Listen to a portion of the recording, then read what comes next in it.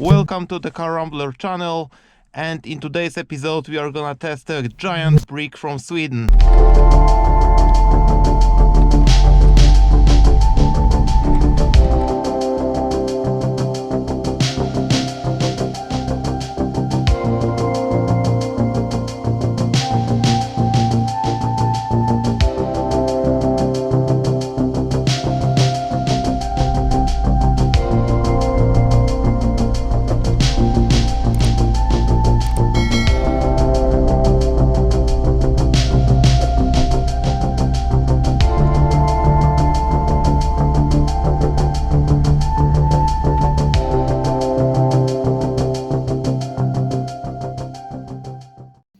The Volvo 900 series is a refreshed version of the 700 series that was introduced in 1984. Volvo might have not made it till the 80s. The 200 series was not a great success, it was not reliable, and after the oil crisis of the 70s, customers decided more frequent to exchange their big cars to smaller city cars that offered a better fuel economy. To stay on the market, Volvo had to act fast. They launched the 700 series project to create a bit more fuel-effective cars that will be easier to drive. The key elements were supposed to stay: rear-wheel drive and dimensions of the 200 series. However, for better handling, a subframe was added to make the rear suspension more predictable and silent. Despite the boxy shape, it was possible to reduce the air resistance to 0.4.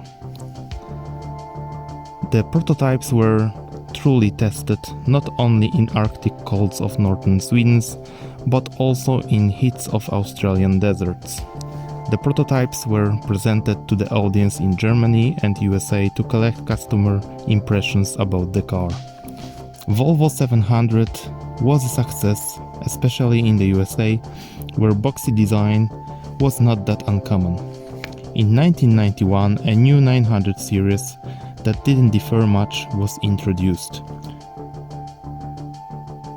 So this range of cars stayed in production till 1998, so over 14 years.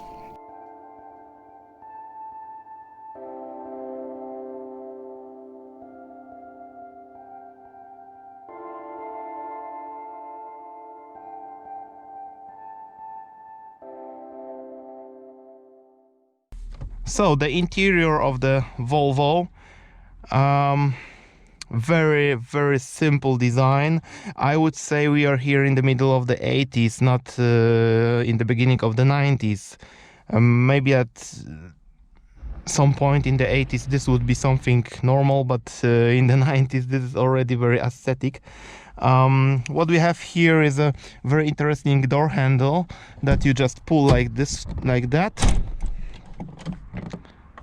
to open the door.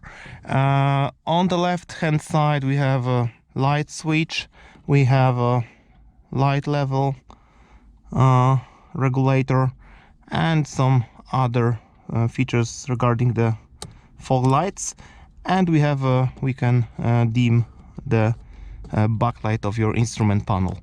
On the instrument panel we can see basic stuff like speedometer, RPMs, temperature of the coolant fluid, a clock, and of course gasoline level. The steering wheel, very handy with these knobs for horn. We have an airbag here, so already something that was expected to be there in the 1990s car from the luxury range. Interesting here for me was the place for the emergency light switch. Very uncommon place to see that. In the central console we get very basic stuff here, those knobs for cooling your car and so on.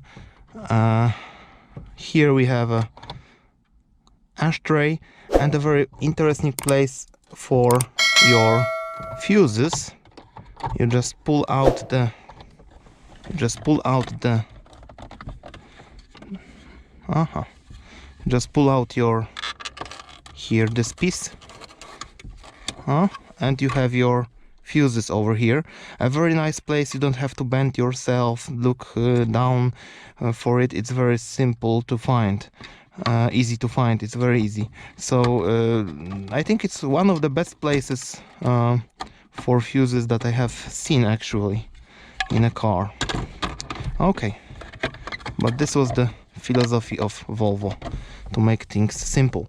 The front seats are heated, 5 gears gearbox. We have a glove box here, and another one is over here. Just rotate the switch, open it up. Very nice. The materials inside very high quality, nothing is damaged. The car has 370 kilometers, 1000 kilometers mileage, so it's very high, and you can't see actually that there is something broken on tear up. Everything is very fine here, so definitely a very high quality car. So let's see what we have in the back. In the back seat, I have no problem to sit here. This front seat has this small dent in here, so I can fit my legs perfectly. Then the height, the roof is high enough for me to stretch, to sit straight, so I don't have to bend myself in any way. The back seat is very soft, very nicely done. I think a longer journey would be not a problem. We of course have a cigarette, not a cigarette lighter, but we have an ashtray, so if you are a family with 3 children and all of them smoke, they will be happy to sit here. Yeah. Z rzeczy dodatkowych mamy szyberdach, ale pięknie się otwiera, zobaczcie.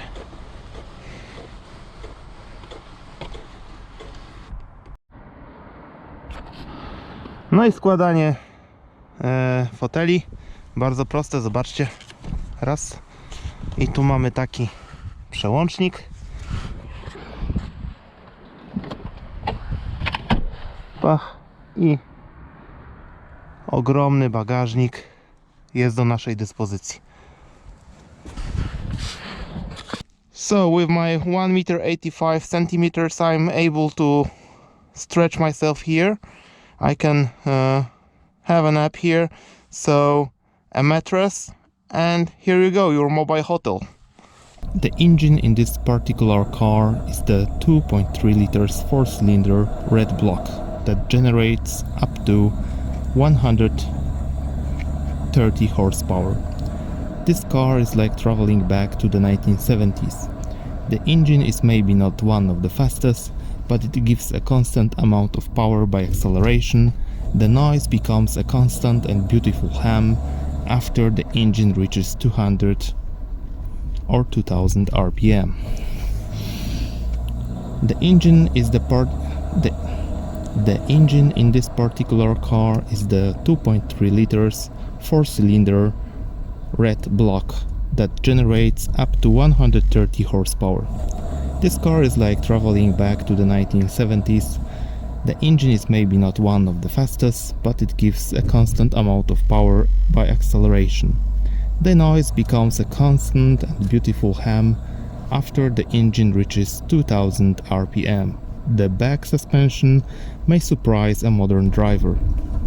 The rear rigid axle gives the impression of towing an empty trailer. What also surprises is how good this car is turning. It gives the impression that it's much shorter than it really is.